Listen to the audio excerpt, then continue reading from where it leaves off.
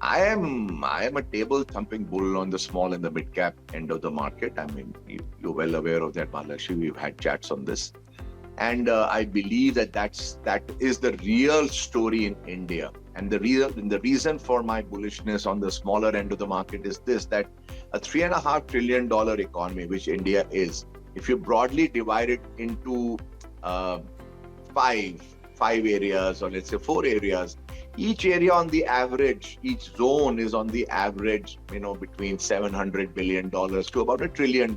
So I think just the western belt, Maharashtra and Gujarat alone, must be maybe 1.2 $1.5 trillion. But on the average, they're between 700 to $1 trillion in size in terms of GSDP. Now that's a very interesting statistic, that just each part of India is equal to the GDP of a large country like Saudi Arabia. Saudi Arabia's GDP is $850 billion. I think UAE is about $450 billion. Turkey is about 850 to about $1 trillion. Each part of India is equal to the sizes of these economies in totality. What that does is amazing things for smaller companies. It just gives them the ability to just service their part of India where they have their edge, their factories, their logistics. They know the distribution. They know so many micro nuances which maybe a lever or maybe a Maruti may not, or Titan may not be able to exploit. So smaller companies now have addressable markets which are equal to large country GDPs, which means that they can do numbers which were unthinkable a few years ago. Yes, it is a pretty comprehensive topic, which I'll try to see, if I can give maybe some pointers towards. So one of the things that I think in a good market, in a good economy, many companies do exceedingly well. At that time, margins expand, profit growth goes through the roof, ROE, ROCs do really well. So if you're analyzing any company, within that industry, just I think segregate the ones where during bad times, their margin profile and ROE, ROC profile really deteriorates. Focus on the ones who are really good or, relatively much better during the bad times. So you can't just evaluate a company based on sort of today's profitability. You have to look at how they did during the down cycles. So that one thing is very important. Secondly is completely, cash flow. Cash flow is the king.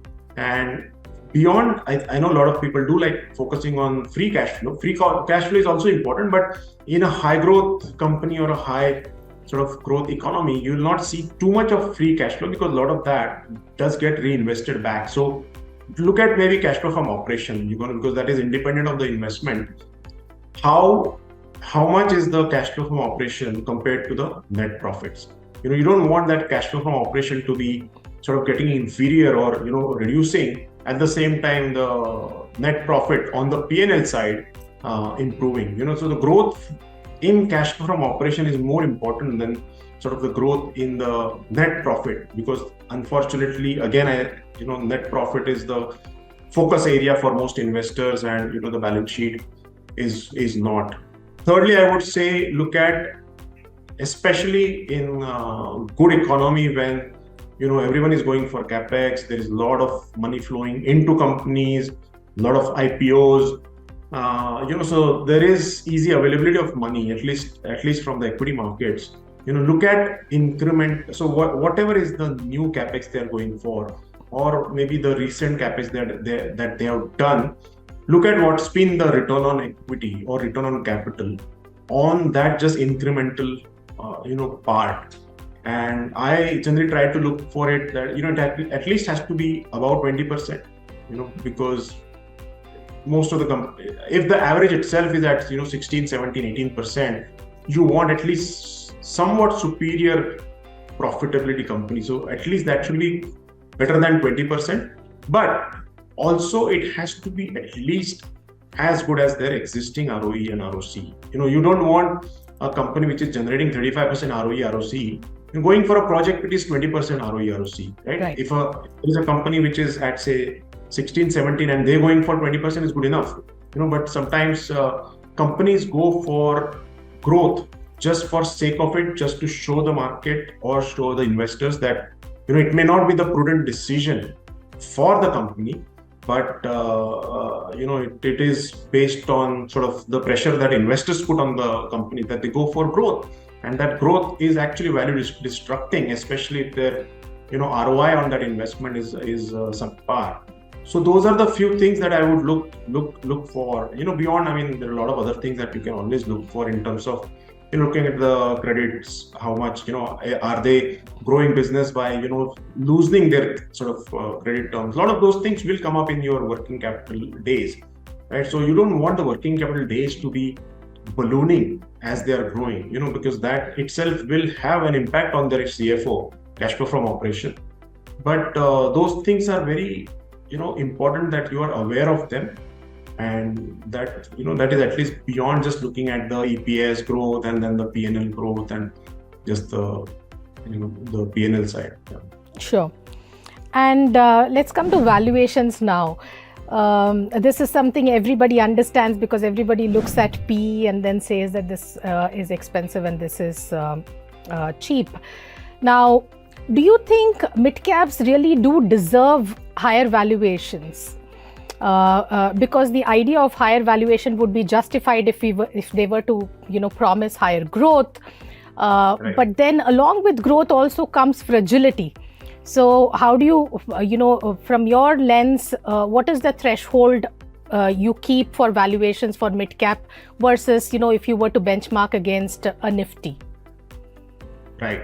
No, I mean, see, so now again, there are so many different kinds of definitions for mid-cap. So now, based on SEBI, top 100s are the 100 the large caps, the next 150 are the mid-caps, and then the next whatever 1,000 companies are the small caps. These stocks are up 100, 200, 300% in the last 4, 5, 6 months.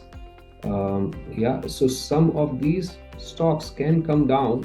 So if you're up 100% and you're down 50%, then you're flat. Right. You're up 300%, then you're down 75%, then you're flat. So some of these stocks can come down in a sustained downturn, 50 to 75%, and go back to where they started or even lower. Sure. Again, I'm not saying all these names. There would be certain names which would do very well from these levels as well over time. Yeah, just like the 2006-07 bubble in real estate and infrastructure, there's very strong fundamental case for real estate and infrastructure at that point in time as well. Like a billion plus Indians, they would 1.5 billion going to 1.5 billion. We'll all need houses. The families are nuclearizing and so on, and we all needed roads and more infrastructure and all these. And actually, infrastructure has continued to play out, and country has seen an upgrade in infrastructure. But many of the companies from 2006-07 time frame are no longer around, or at least not in meaningful size.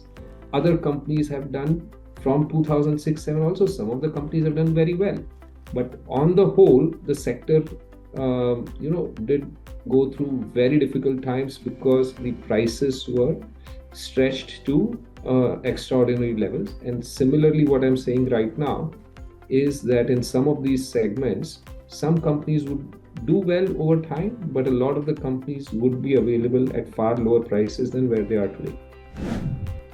I think mid and small cap by natures tend to be stock specific, So Mahalakshmi, everyone has been bearish on the IT sector, for example, and logically so, growth rate is slowing. There's a threat of this chat GPT and AI and all coming in.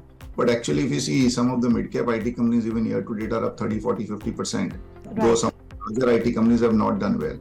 So I think sector is important, but particularly in the broader markets, stock specifics become more important. So I would say that that is where you have to focus on. You might end up buying a company in the best sector, but you might not make returns and vice versa. Having said that, I think we still believe that financials, discretionary spend, some of the stocks, focused on the luxury segment, I think they're doing pretty well. Even pharma is becoming interesting, but it has to be a little bit more researched because of the regulatory headwinds which keep on hitting the sector from time to time. So there are segments. Some of the smaller steel companies, for example, we like a lot.